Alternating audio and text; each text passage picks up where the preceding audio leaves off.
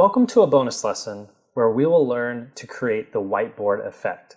You've probably seen this quite often, and it's basically where a pen draw on a whiteboard. And you can do this digitally. So I've created a character just using shapes. You can see it's just one shape layer with a bunch of different shapes. One important thing to note about this effect is we want to make sure that the shape lines are rounded because a pen is rounded.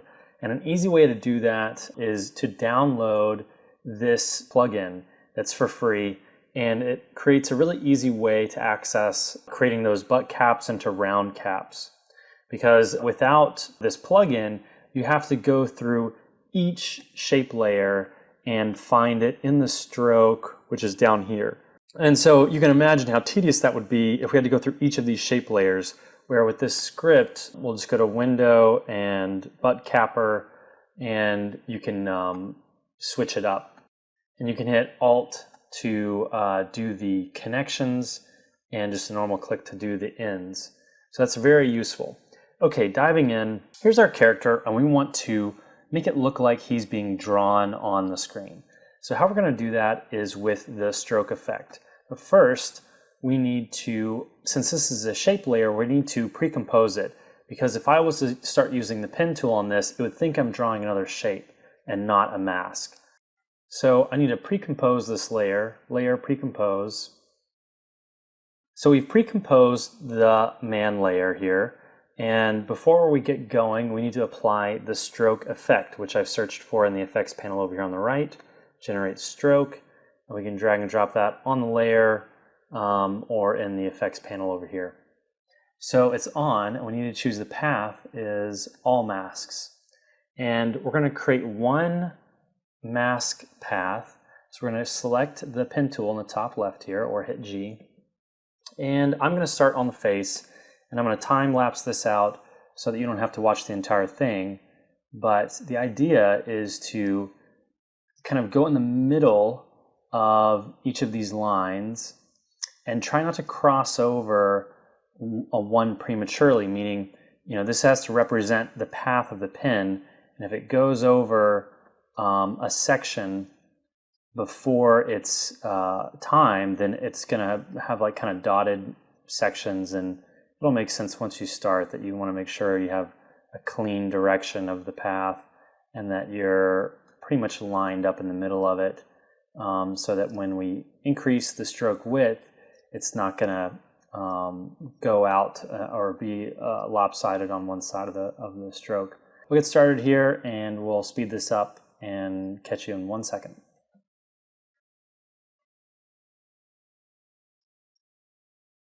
Okay, now that we have drawn the masks out, we can play with the stroke a little bit. So we can see that it's not completely covering the entire drawing, so we can increase the brush size until it's just started to hide everything. And we can come in here and adjust some of the lines.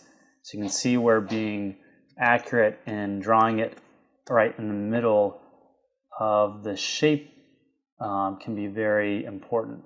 And now we can change the paint style from on original to reveal original image. And right now it's we see we have a start and an end, and that is at 100%. So we can keyframe this, and that's going to be the animation. So let's go down to 0, and then we'll hit the stopwatch here to set a keyframe, and we can see that in the layer by hitting U and selecting the layer and hitting U. Then we'll go forward in time, maybe 100 frames, and then we'll bring this up to 100%. And if this is kind of distracting now, this path, we can always hit this little toggle display of masks, but just remember that's off when, you know, don't forget that, because sometimes it can get confusing. So, okay, let's see what we have. Now we have the character being drawn on. There's a couple kind of dirty areas where the path is drawn on prematurely, like right in here. It looks like I went over the face before I started on that section. So I'll turn the mask back on, and then I can just drag this in so that it's no longer doing that. So make sure you do those little fixes. It just helps sell the effect because we are doing this digitally. I want to make sure it's as clean as possible. And same for these areas here, you know, where you come across other lines. You might just want to clean that up just a touch and favor the sides of the drawing that doesn't have those. So yeah, let's just make some corrections there. And now we've cleaned it up a little bit more. So you just want to keep doing that as you're watching it, but it looks like it's pretty good. So we have this effect done, but we don't have the hand in here. It's just kind of revealing on like someone invisible is writing it. We want to see a hand writing it. So you can bring in an image. I have one. You can take a photo of your hand. I have a PNG, so that means it has an alpha in it. Not all PNGs have alphas, but this one does. Like JPEGs can't have an alpha channel. An alpha channel just means it's transparent. So I can drag this in, and we can see that it, you know, the transparency is there because we can see everything but the hand behind it. So the first thing we're going to do once we bring in the hand photo is move the pivot point with the pan behind tool by hitting Y or up in the top left, selecting the pan behind tool, and then putting the pivot point right on the tip of the pen. And you know, obviously, you want to make sure you have a black pen if you have black lines. And now what we're going to do is go to the mask by hitting M. We're going to select mask path, hit Command C or Control C, and then we're going to go to the position of the marker hand and paste it in.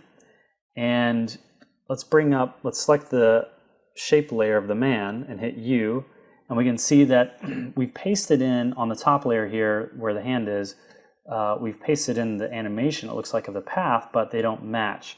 So it's really simple to do to match them up. Just select the last keyframe here and drag it out to match this other keyframe that we had set. So now when we watch, it looks like the hand is drawing our man. And so it also helps to start and end on, so I realized when I started to draw this mask path that I wanted the hand to come off at the end. So I just extended that mask path out here at the end so that I knew the hand would go off. So to do that for the start too, we could select the keyframes, slide them down, you know, 10 frames or so, and then we can set, just drag this off. And so that's just for the hand layer. You can see there's just a keyframe here for the hand, and that's not really related to the line animating on and off. That's in this layer. So we can animate the hand on and not, you know, it's going over all these lines, but that's just the animation of the hand picture. That has nothing to do with the mask path on the man that's revealing it. So that's another little trick to bring him in. Another little trick to help sell this is adding some rotation animation. So, you know, our hands don't just move up and down and side to side. They rotate from the elbow and the shoulder. And so to sell that motion a little bit, we can set keyframes and rotate the arm up and down so that it looks like, you know, there's a little more motion going on in the hand than just going up and down. So it's kind of hard to tell right now, but this will help sell the effect a little bit. So just go in here and kind of, you know, you can get more particular about it if you'd like, but for now, I'm just going to pick a couple spots and animate that. So, all right, let's look how that looks now. So the hand comes in, it's kind of rotating. You can see the rotations happening. It just helps sell the effect that it's actually someone's hand moving. So that's basically the whole idea, and I hope you have fun trying it for yourself too. Thanks for watching.